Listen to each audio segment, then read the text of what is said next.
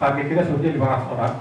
Ketua Bapemperda sekaligus anggota Komisi 4 DPRD Provinsi Gorontalo Adnan Intingo menilai bahwa keterlibatan langsung Satpol PP dari awal dalam penyusunan sebuah perda atau perkada yang ada di Provinsi Gorontalo akan membentuk terjadinya sinergitas dan kolaborasi antar OPD-OPD yang ada di Provinsi Gorontalo. Hal ini mencuat di saat anggota legislator Adnan Intingo menerima masukan dari anggota Satpol PP dalam kegiatan pertemuan memaksimalkan standar pelayanan minimal (SPM) dan pelaksanaan tugas pokok fungsi Satpol PP Provinsi Gorontalo dalam penegakan dan pengawasan perda atau perkada di Provinsi Gorontalo yang berlangsung di Rumah Makan Mawar Saron, Kota Gorontalo. Menurut Adnan, pertemuan kali ini merupakan tindak lanjut dari sekian rangkaian penegakan perda yang ada di Provinsi Gorontalo yang telah dilakukan oleh Satpol PP selama ini. Hal ini diawali dengan evaluasi produk hukum daerah dan berlanjut dengan evaluasi sekaligus bagaimana rencana tindak lanjut di tahun 2024 terkait dengan penegakan perda yang ada di Provinsi Gorontalo. Politikus PKS ini menilai bahwa dalam diskusi tersebut Satpol PP sebagai leading sektor standar pelayanan terkait dengan penegakan perlindungan masyarakat pada kesimpulannya harus mesti dilibatkan langsung ketika perda-perda ini direncanakan untuk dibuat, sehingga terjadinya sinergitas, terjadinya kolaborasi antara Satpol PP dan OPD-OPD yang ada di Provinsi Gorontalo. Jadi hari ini agendanya tindak lanjut dari sekian rangkaian kegiatan penegakan perda di Provinsi Gorontalo yang dilakukan oleh Satpol yang kita mulai dari awal itu adalah evaluasi produk hukum daerah atau peraturan daerah, dan berlanjut hari ini yaitu evaluasi sekaligus bagaimana rencana tindak lanjut kita di tahun 2024 terkait dengan penegakan perda di Provinsi Gorontalo. Tadi ada 5 perda yang kita coba angkat untuk kita diskusikan, yang itu nanti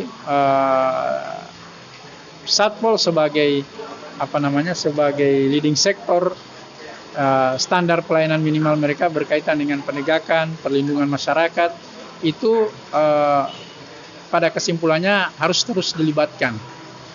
Artinya pelibatannya, bahkan saya tadi mendapatkan masukan ketika perda-perda ini direncanakan untuk dibuat, itu sudah ada pelibatan awal dari Satpol PP. Sehingganya terjadi sinergitas, terjadi kolaborasi antara Satpol dan OPD-OPD sebagai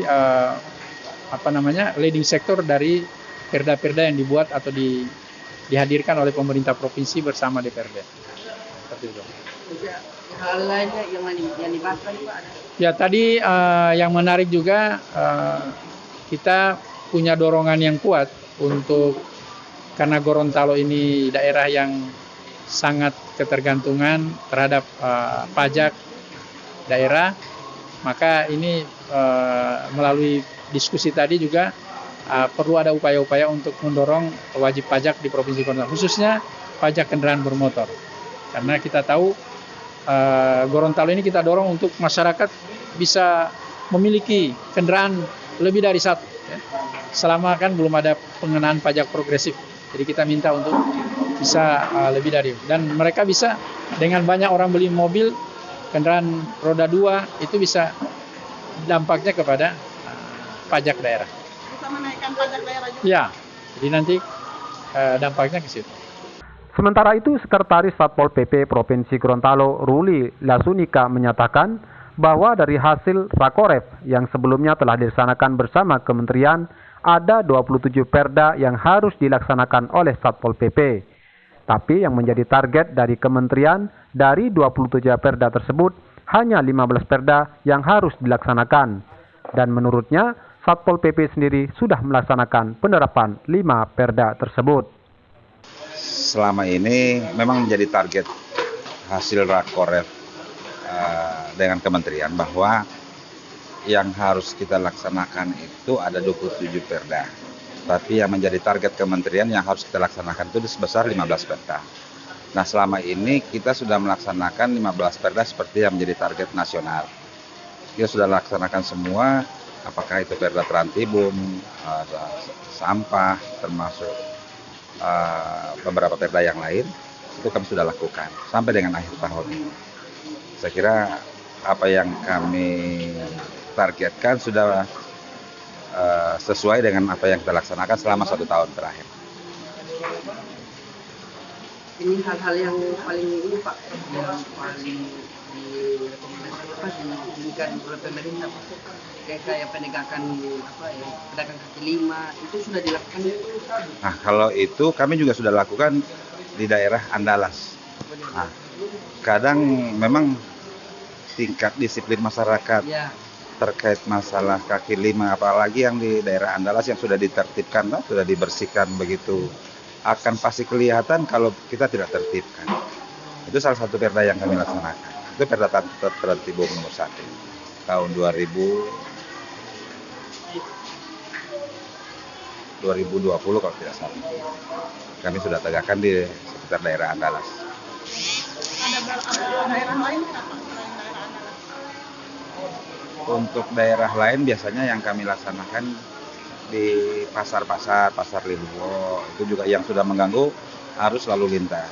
Kan banyak pasar tradisional yang tidak tertib karena sudah menggunakan badan jalan. Itu salah satu. Kalau masih ada pedagang kaki lima yang tetap ngotot di situ, adakah sanksi atau teguran atau apa yang? Kami selama ini masih dalam taraf memberikan peringatan. Belum ada perlakuan yang ekstrim yang kami lakukan, karena ini juga memang tidak begitu mengganggu masyarakat, sehingga kami masih tertibkan melalui peringatan-peringatan, apakah peringatan pertama, kedua, ataupun peringatan ketiga. Itu yang kami lakukan. Berarti masih sekadar peringatan dulu. Kalau masih dengan peringatan belum juga. Tentu kami akan ambil tindakan. Saya kira demikian. Tim Liputan melaporkan.